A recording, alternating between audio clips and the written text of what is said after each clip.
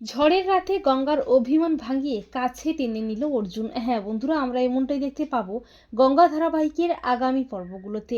মেঘনাদের চক্রান্তে রৌনককে মিথ্যে খুন করার চেষ্টার অপরাধে বিনা দোষে জেলে যেতে হয় অর্জুনকে। যদিও শেষ মুহূর্তে গঙ্গা এসে তার স্যানিটাইজার স্যারকে নির্দোষ প্রমাণ করে, কিন্তু অর্জুন একেবারে ভেঙে পড়ে। অর্জুন কোনো মতেই পুলিশ ডিপার্টমেন্টে জয়েন করতে চায় না।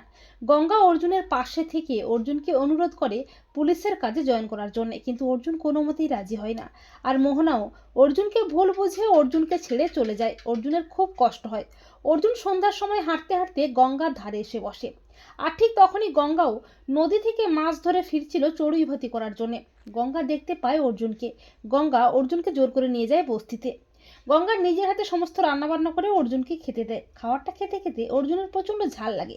তখন গঙ্গা মজা করতে করতে বলে, ওই স্যানিটাইজার বাবুর পুলিশের উর্দি খুলে পড়ার পর ওই আরাম করে দুঃখের মধ্যে থাকতে থাকতে ভেতরের ঝাঁঝটাই একদম কমে গেছে। অর্জুন প্রচণ্ড খেপে গিয়ে চিৎকার করে গঙ্গাকে বলে, কি বললে? আমি আরাম করে দুঃখের মধ্যে বাঁচতে চাই? তুমি কতদিন আমাকে চেনো, কতটুকু চেনো? আমার ইমোশন নিয়ে মজা করছো? অর্জুনের বলা কথাগুলোতে গঙ্গার খুব কষ্ট হয়। গঙ্গা রেগে মেগে অভিমান করে চলে যায়। গঙ্গার মা বলে, আকাশ কালো করে মেঘ উঠেছে, এক্ষুনি ঝড় আসবে, কোথায় গেল মেয়েটা? এরপর হঠাৎই ঝড় উঠে যায় আর গঙ্গা অভিমান করে একা একাই বসে থাকে।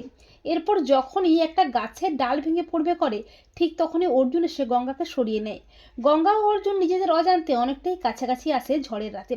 গঙ্গা বলে, স্যানিটাইজার বাবু আপনি এখানে কেন এলেন ঝড়ের মধ্যে? তখন অর্জুন বলে, তোমাকে বাঁচাতে। অর্জুন বলে, আই এম সরি গঙ্গা, তোমাকে ওইভাবে বলতে চাইনি। গঙ্গা বলে, আপনি কেন ক্ষমা চাইছেন স্যানিটাইজার বাবু? দোষটা তো আমার। আমি একটা বস্তির মেয়ে হই আপনার ব্যক্তিগত জীবনে হস্তক্ষেপ করছি। অর্জুন বুঝতে পারে গঙ্গার খুব অভিমান হয়েছে। তো বন্ধুরা, তোমরাও এটাই চাও তো যে ঝড়ের রাতে গঙ্গার অভিমান ভাঙিয়ে গঙ্গাকে যেন কাছে টেনে নেয় অর্জুন? কমেন্ট করে খুন জানিয়ে দাও তোমাদের মতামতটি।